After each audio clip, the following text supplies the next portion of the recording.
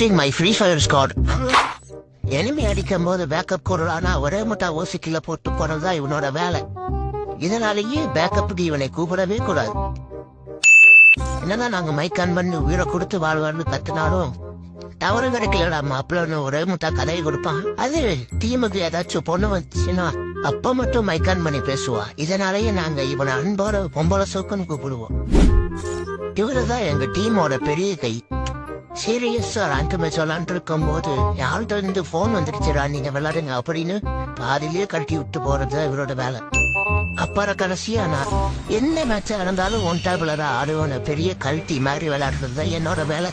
இதனாலேயே எங்க டீம்ல இருக்கிற எல்லாரும் என்னைய சோழன்னு அன்போட அழிப்பாங்க. இவரதான் எங்க டீமோட இன்னொரு பிளேயர்.